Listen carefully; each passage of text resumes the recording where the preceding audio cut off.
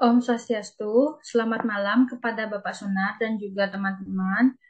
Kami dari kelompok 5 pada malam hari ini akan mempresentasikan materi aspek teknis dan produksi. Baik, sebelumnya izinkan saya untuk memperkenalkan anggota dari kelompok 5. Yang pertama itu ada Kade Erika Indriati Polri nomor absen 2, Evinda Nabila Putri nomor absen 5, Niputu Ega Yulianti Utami absen 11, dan Kade Bunga Alfiana Aba absen 28. Baik, untuk di sini submateri yang akan kami jelaskan itu ada dua. Yang pertama, aspek-aspek teknis dan produksi. Yang kedua, penentuan lokasi dan layout. Baik, untuk yang pertama, saya akan menjelaskan materi aspek-aspek teknis dan produksi. Definisi aspek teknis. Aspek teknis atau operasi juga dikenal sebagai aspek produksi. Penilaian untuk kelayakan terhadap aspek ini sangat penting dilakukan sebelum perusahaan dijalankan. Penentuan kelayakan teknis atau operasi perusahaan menyangkut hal-hal yang berkaitan dengan teknis atau operasi. Sehingga apabila tidak dianalisis dengan baik, maka akan berakibat fatal bagi perusahaan dalam perjalanannya di kemudian hari. Selanjutnya, aspek teknis produksi terdiri dari 6. Yang pertama itu ada lokasi proyek, yang kedua daerah pemasaran, yang ketiga bahan baku, yang keempat tenaga kerja, yang kelima fasilitas pengangkutan, yang keenam fasilitas tenaga air dan listrik. Selanjutnya, tujuan dari aspek teknis itu yang pertama, agar perusahaan dapat menentukan lokasi yang tepat, baik untuk lokasi pabrik, gudang, cabang, maupun kantor pusat. Yang kedua, agar perusahaan dapat menentukan layout yang sesuai dengan proses produksi yang dipilih, sehingga dapat memberikan efisiensi. Yang ketiga, agar perusahaan bisa menentukan teknologi yang paling tepat dalam menjalankan produksinya. Yang keempat, agar perusahaan bisa menentukan metode persediaan yang paling baik untuk dijalankan sesuai bidang usahanya. Yang terakhir, agar dapat menentukan kualitas tenaga kerja yang dibutuhkan sekarang dan di masa yang akan datang. Baik, untuk selanjutnya akan dijelaskan oleh rekan saya. Baik, selanjutnya itu materi kedua, penentuan lokasi dan layout. Lokasi. Lokasi merupakan tempat melayani konsumen, dapat pula diartikan sebagai tempat untuk memajangkan barang dagangannya. Konsumen dapat melihat langsung barang yang diproduksi atau jenis dijual, baik jenis, jumlah, maupun harganya.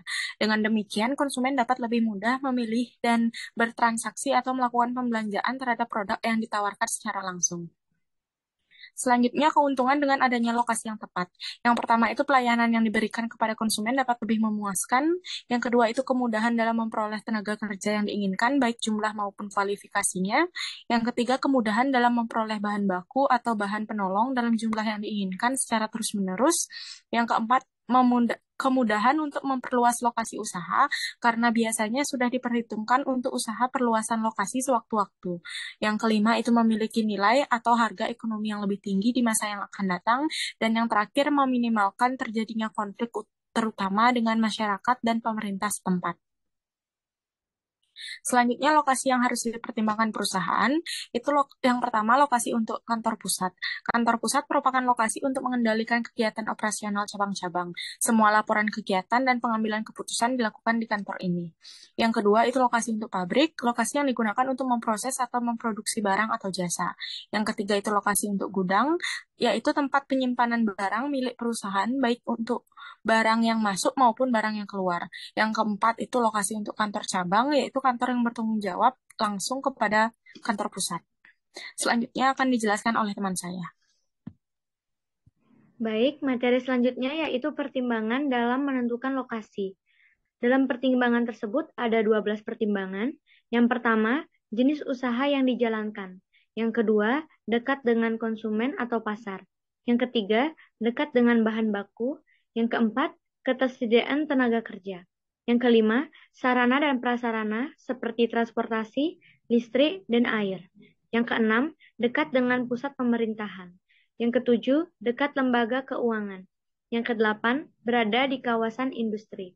Yang kesembilan, kemudahan untuk melakukan ekspansi atau perluasan.